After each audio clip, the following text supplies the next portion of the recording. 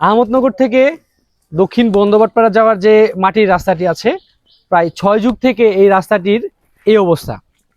বর্ষা গেছে, খরা এসেছে বা অনেক কিছু পরিবর্তন হয়েছে, দায়িত্বশীলদের নজরে আসেনি।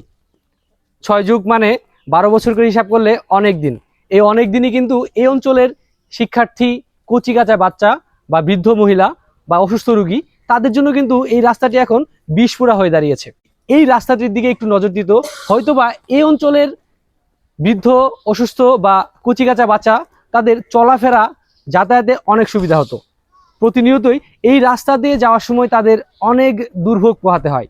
বিশেষ করে এই অঞ্চলের ধান চাষ যারা করেন বা আবাদ যারা করেন, এই অঞ্চলের সেই ধান চাষিদের ধান বাজারে তোলার ক্ষেত্রে কি পরিমাণ ভোগান্তির শিকার হতে হয় তা কিন্তু সরজমিনে আসলে না দেখলে বুঝবেন না।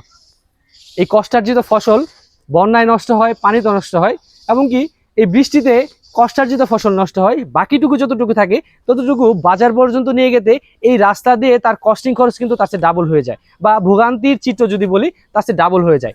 এই এলাকার মানুষের এটা একটা বর্তমান সময়ের দাবি হয়ে দাঁড়িয়েছে, রাস্তাটির সংস্কার বা উন্নতি করা।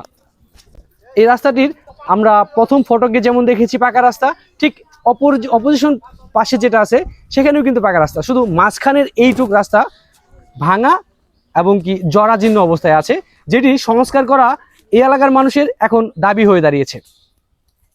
শুধু বয়োজ্যেষ্ঠ বা বৃদ্ধ ব্যক্তিরা না, এই এলাকার কচিকাঁচা শিক্ষার্থী যারা আছে, যারা স্কুল কলেজে পড়াশোনা করে, মাদ্রাসায় পড়াশোনা করে, তাদের জন্য কিন্তু আরও কষ্টসাধ্য হয়ে গেছে।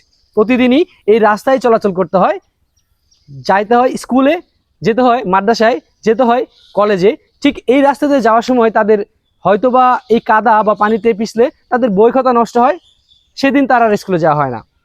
তাহলে এই অঞ্চলের যে শিক্ষার্থী আছে তাদের ভবিষ্যৎটা কোথায়?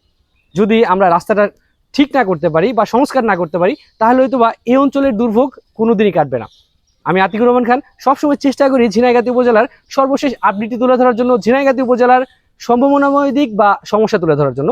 আজকে যে জায়গায় অবস্থান করছি, ঠিক এই জায়গা থেকে আমি দায়িত্বশীল বা যারা আমার ভিডিওটি দেখবেন, এই রাস্তাটি সংস্কার করার জন্য উদ্যোগী হবেন, এটাই দাবি জানাচ্ছে এই এলাকার মানুষ।